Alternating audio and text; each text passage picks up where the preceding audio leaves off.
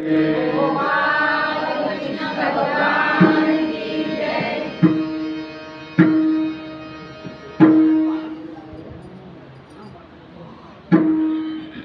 राजा म्हणतात, मुनिराज, आता सकल ऐश्वर्य संपन्न भगवान श्री हरीनं एखाद्या दरिद्री माणसाप्रमाणे बलिराजाच्या जवळ आणि 3 पावलं भूमी का म्हणून मागितली आणि बलीने ते दिले असताना त्याला कशासाठी बद्ध केलं ते आता सांगा. शुकाचार्य सांगतात, राजा परीक्षिता, इंद्रानं बलीला युद्धामध्ये जिंकलं, त्याचा प्राण घेतला. शुक्राचार्याने त्याला फिरून जिवंत केलं, त्याचं शिष्यत्व पत्करलं, एकनिष्ठतेने सेवा केली. शुक्राचार्य प्रसन्न झाले आणि त्याच्याकडनं विश्वजित नावाचा यज्ञ करून घेतला. यज्ञ नारायण संतुष्ट होऊन होमकुंडातून इंद्राच्या रथासारखा एक सुवर्ण मंडित रथ, 2 अश्व, श्रेष्ठ अश्व, 1 सुवर्ण धनुष्य, 2 अक्षय घाटे आणि 1 दिव्य कवच याप्रमाणे युद्ध साहित्य बाहेर आलं. प्रल्हादाने त्याला कधी न सुटणारी एक माळ दिली. शुक्राचार्याने शंख दिला. बलिराजाने ब्राह्मणाला प्रदक्षिणा घातली. प्रल्हादाला नमस्कार केला आणि ते दिव्य कवच अंगात घातलं. अजिंक्य रथामध्ये बसला आणि इंद्रपुरीवर स्वारी केली. नगरीला वेढा दिला. शुक्राचार्याने दिलेला शंखाचा घणी केला आणि इंद्राला हे कळलं. त्यावेळेला त्यांनी देवांची सभा भरवली. इंद्रा, त्यावेळेला बृहस्पती म्हणतात, इंद्रा, ब्रह्मवादी शुक्राचार्याने बलीला हे सर्व ऐश्वर्य दिलेलं आहे. आता सध्या बलीचा काळ आहे. तुमचा काही त्याच्या समोर टिकाव लागणार नाही. म्हणून कालावर दृष्टी ठेवून तुम्ही स्तवर सोडून गुप्त व्हा. यांचं सामर्थ्य वाढलंय आणि दिवसानुदिवस ते अधिकच उद्विग्न होणार. पुढे हा काही कालांना मत्त होऊन ब्राह्मणाचा अपमान करेल.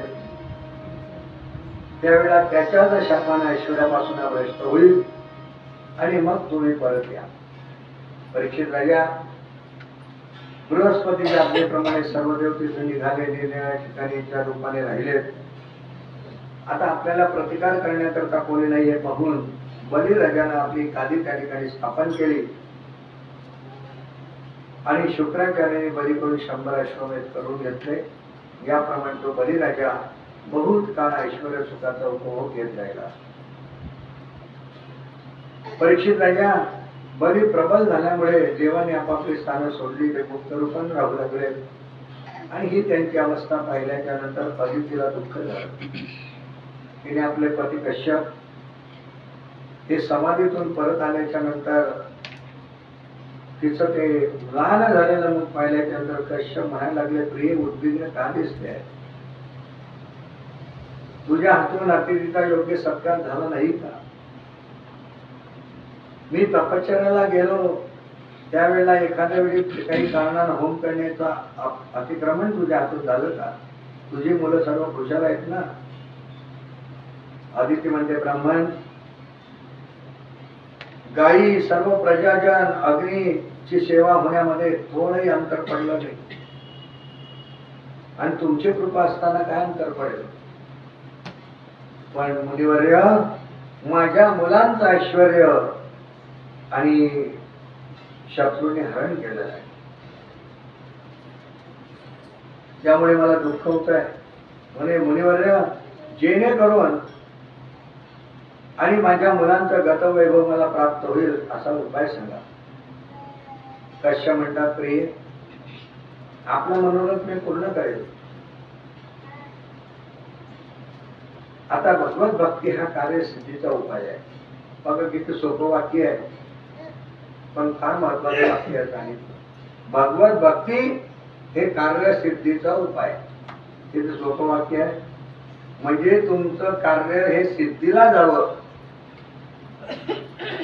त्याच्याकरता तुम्ही काय करायचं, भगवंताची भक्ती करायची. बस भक्ती करणाराचं कार्य सिद्धीला जातं. हे निर्णय आहे.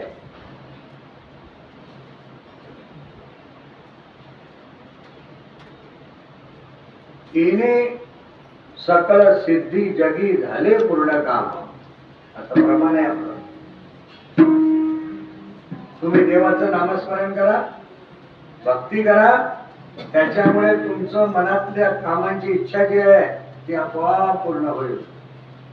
आरंभिया बळिया दरे आले नाम, नंतर आहे आरंभिया बळिया दरे आले नाम. फायदा तिने सकळ सिद्धी जगे झाले पूर्ण काम.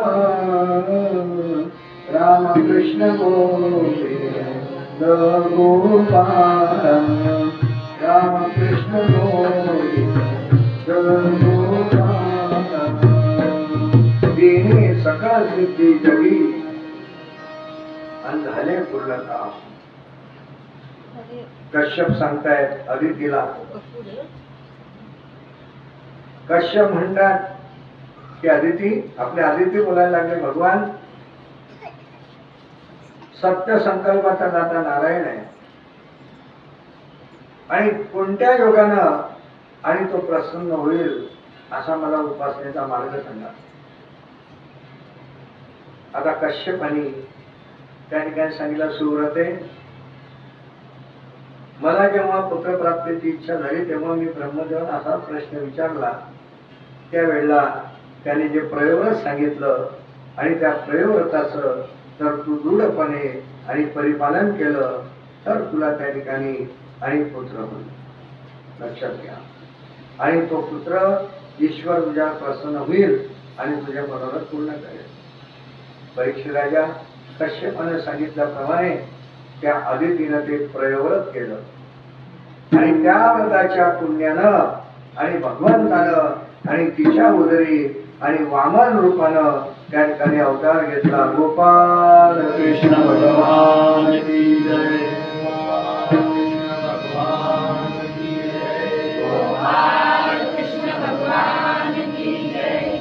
भगवान वामनाचा अवतार त्या ठिकाणी आपला झालेला आहे. आता भगवंताची मूर्ती प्रगट झाली. कंठातले कौस्तुभमण्यांच्या आणि प्रभेनं कश्यप ग्रहातला अंधकार नाहीसा झाला. चोहो करून त्या ठिकाणी प्रसन्नता दिसू लागली. प्रजांना आनंद झाला. भाद्रपद शुक्ल द्वादशीचा दिवस होता तो. आणि अशा अवस्थेमध्ये आता ब्रह्मर्षी समुदायामध्ये आणि तो भगवान परमात्मा शोभून दिसू लागला. काही दिवस गेले. वामनाला कळलं की भृगु ऋषी हे बली करून अश्वमेध यज्ञ करताय, म्हणून तो बलीचा यज्ञ आणि पूर्ण करण्याकरता आपण त्या स्थळी ते प्राप्त झाले. आणि त्याला पाहतात यजमानासह सभा मंडपात सर्व ब्राह्मणांनी होमकुंडातल्या प्रत्यक्ष अग्नीने देखील उत्तापन देऊन त्याचा आणि गौरव त्या ठिकाणी केला. बली पुढे आला. बलीनं आसन दिलं त्या ब्राह्मण बटू वामनाला. अर्धा पादा ठिकाणी पूजा केली आणि वामनाचं चरणतीर्थ घेतलं. आणि बली म्हणतो, ब्राह्मण, आपल्या आगमनानं माझा हा मंडप पवित्र झालेला आहे.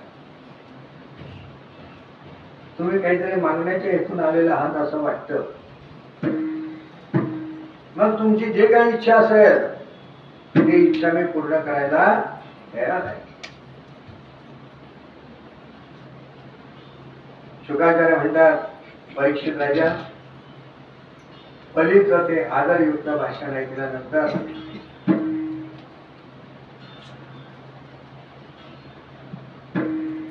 वामनानं बटूरूपी वामनाला आनंद वाटला आणि तो भगवान वामन आणि त्या ठिकाणी आता वर्णन करतोय. शुक्राचार्यासारखे ब्राह्मण, प्रल्हादासारखे भगवत भक्त ज्याला धर्माचा उपदेश करतात, अरे बलीची स्तुती वामन करतायत, पूर्वजांची स्तुती करायला आरंभ केला. हे बलिराजा, याचकांना मागितलं आणि काही न देणं हे तुमच्या घराण्यात अजून काही झालं नाही. मग ते भिक्षा संपत्तीचे असो का युद्धाचे असो. तुझे पूर्वज मोठे दानशूर होते. तुझा प्रपितामह हिरण्याक्ष, हिरण्यकश्यप यांच्याबद्दल तर काय सांगायचं. दैत्य राजा, ही तुझ्या पूर्वजांची हकीकत झाली. आता तुझा पिता जो विरोचन आणि त्याच्या दानशूरत्वाची गोष्ट काय सांगू. ब्राह्मणाची रूप घेऊन त्याच्याजवळ आले आणि त्याला आयुष्य मागितलं. ते आपले शत्रू आहे हे समजून देखील त्याने आपलं आयुष्य दिलं. वामन पुढे म्हणाला, बलिराजा, याप्रमाणे तू देखील आपल्या पूर्वजांप्रमाणे पराक्रमी आहे आणि दानशूर आहे. पण तुझ्याकडे आम्हाला जास्त काही मागणार नाही. तुझ्याकडे आम्ही फक्त मागणार आहे 3 पावलं भूमी, बस काही मला जास्त नको आहे. बघा आता वटू वामनाच्या रूपामधला भगवान परमात्मा किती मायेनं बोलतोय, मायावी बोलतोय. आता ते बोलणं फार महत्वाचं आहे. काय म्हटलं परमात्मा प्रभू आपल्या वामन वटू परमात्म्यानं? तो म्हणतो, अरे तू देण्याकरता समर्थ आहे, पण कामापेक्षा जास्त घेणं हे शहाणपणाचं लक्षण ठरत. बघा मोह पडतो अशा वाक्यानं. तुम्ही तर समर्थ आहे देण्याकरता, पण आपल्याला किती पाहिजे? आपल्या कामापुरतं पाहिजे. ते 3 पावलं नाही, त्याचे 3 पावलं तर पक्क्याच झाले. विश्लेषणालाच आहे. पण तुम्ही तर देण्याकरता समर्थ आहे, तर आपल्याला किती पाहिजे? आपल्या कामापुरतं पाहिजे. मग तो देणारा म्हणतो की त्याला आपण ती एवढं द्यायला तयार आहे, हा कामापुरतच म्हणतोय. त्याचा प्रेम वाढतो आणि हा प्रेमाचा भाव असतो. आणि तो देईन त्याच्यापेक्षा तुम्ही जर कोणाकोणा मागतच राहिल तर तो दूर जा. लक्षात घ्या. कारण इतकं मायावी वाक्य बोलला तो की कार्यापेक्षा जास्त घेणे शहाणपणाचं ठरत नाही. आता भली म्हणतो, हे पटो तू बोलतो ते खरं आहे, पण तुला काही अजून कळत नाही. अरे त्रैलोक्याचा मी राजा आहे आणि तुला देण्याकरता समर्थ आहे, आणि तू त्याच्याकडे काय मागतोय? 3 पावलं भूमी. देणारा जर समर्थ असेल तर मागणाऱ्याला देखील मागण्याची अक्कल पाहिजे, ज्ञान पाहिजे. आता हा विषय आपल्याला इथे लांबवता येणार नाही. एका वाक्यात सांगतो तुम्हाला की समजा आता राजा जर प्रसन्न झाला, तुम्हाला म्हणतो की घ्या तुम्हाला काय पाहिजे ते मागून घ्या, तर त्यावेळेला तुम्ही असं म्हणाल का, राजे साहेब तुम्ही जरी देण्याकरता तयार असलाय तरी मला तुमच्याकडनं काहीच नको, पण तुम्ही म्हणता म्हणून, तुम्ही म्हणता म्हणून मला तर नको आहे, पण तुम्ही म्हणता म्हणून द्यायचं असेल तुम्हाला तर तंबाखूला लावायला चुना द्या.